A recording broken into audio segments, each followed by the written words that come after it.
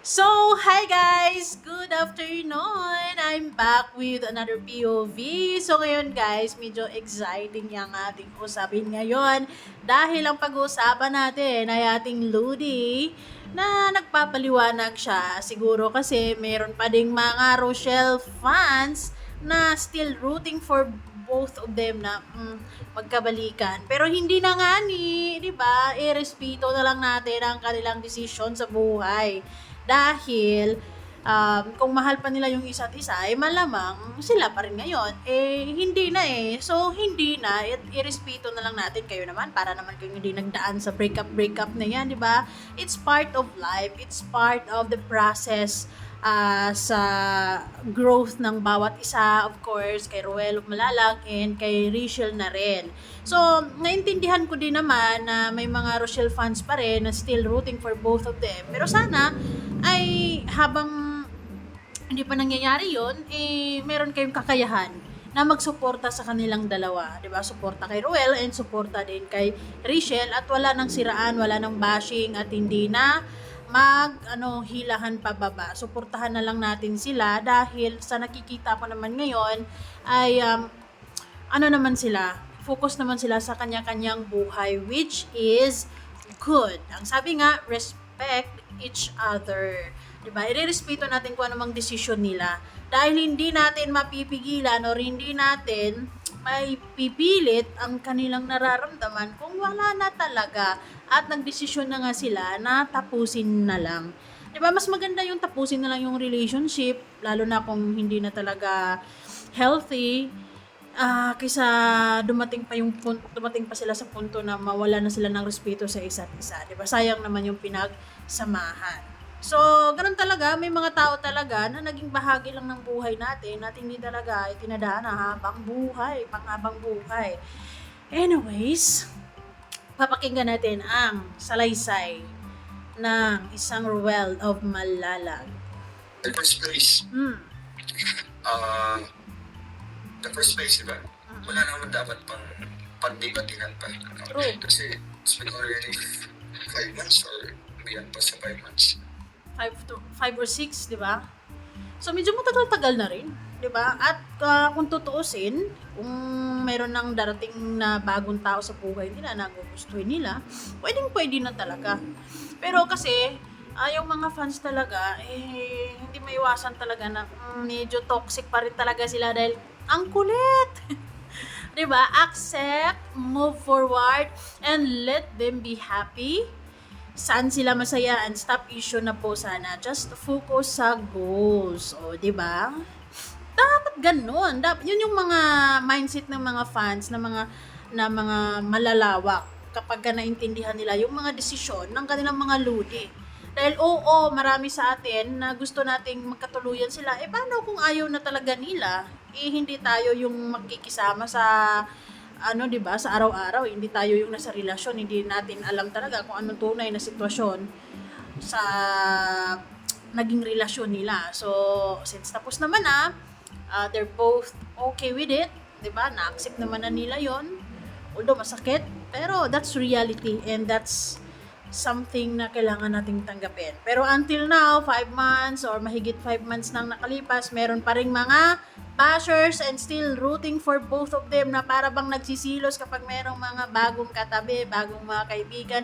Ay, let it go and let it be. At hayaan na lang natin sila kung sino ang gusto nila in the future. Kasi yun talaga ang magiging katotohanan dyan na makakakilala talaga sila ng isa pa, dalawa, tatlo.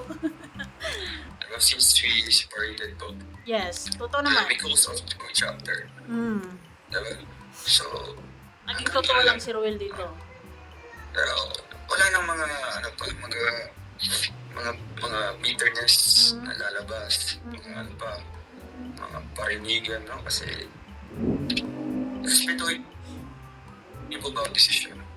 Yes, kumbaga, respeto na lang din sa desisyon nilang dalawa.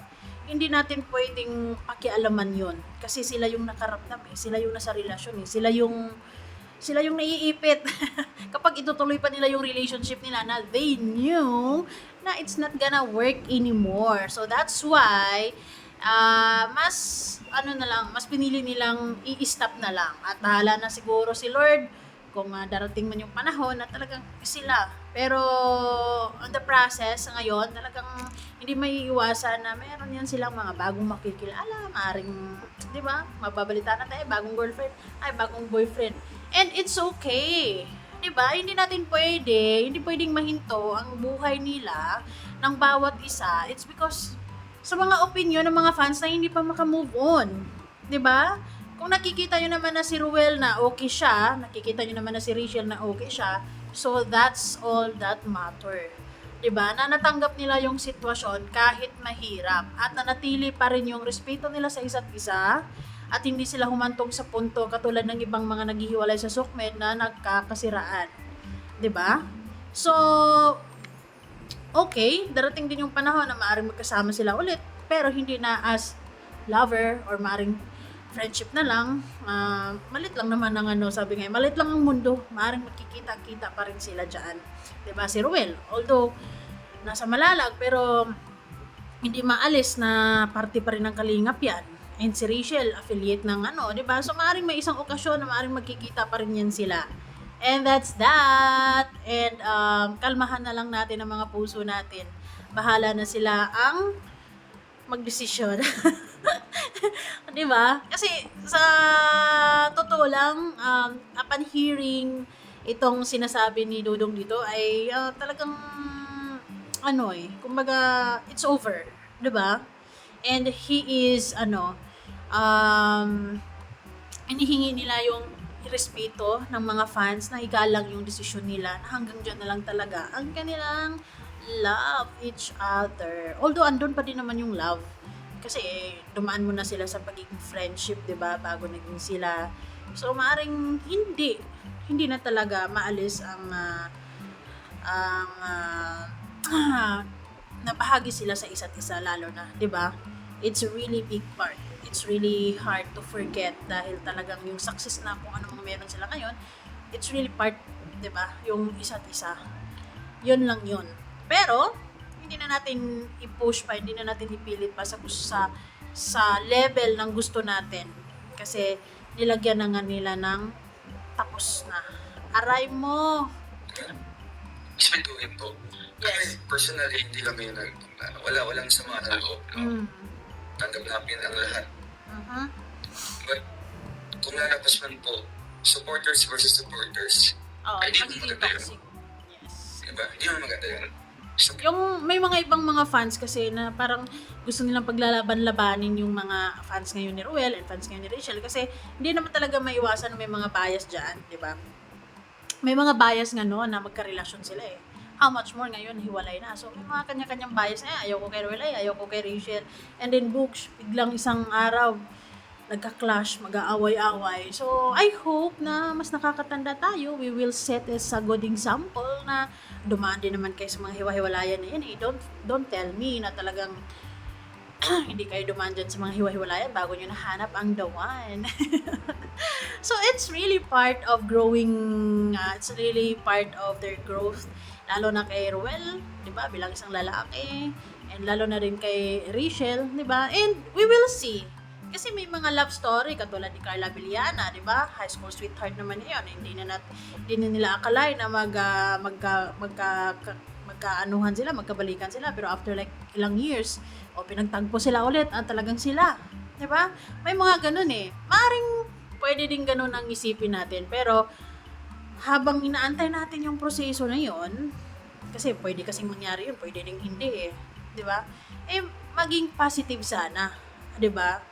Maging maluwag sana tayo sa kanilang dalawa at hayaan na lang silang magdesisyon kung ano man yung ikakasaya ng mga puso nila. supporters versus supporters. Yes. Diba?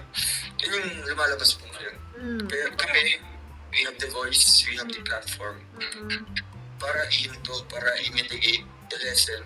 Yes. Yung mga ganyan mga... Alam nyo guys, yung hiwalayan na tong dalawa na to, that's good example na kasi may mga hiwalayan sa Sokmed na magiging toxic talaga totally. May mga talagang naglalabasan ng baho, nawawala yung respeto nila sa isa't isa, kahit na sabihin natin may mga pinagsamahan sila, pero talagang nagkalabasan ng hindi maganda. Pero itong silang dalawa, of course, kay Ruel and kay Rachel, lalo na itong ginawa ni Dudong dyan is kumbaga pampakalma to ng mga fans na okay lang naman na umasa, pero dapat hindi ka magiging toxic, 'di ba?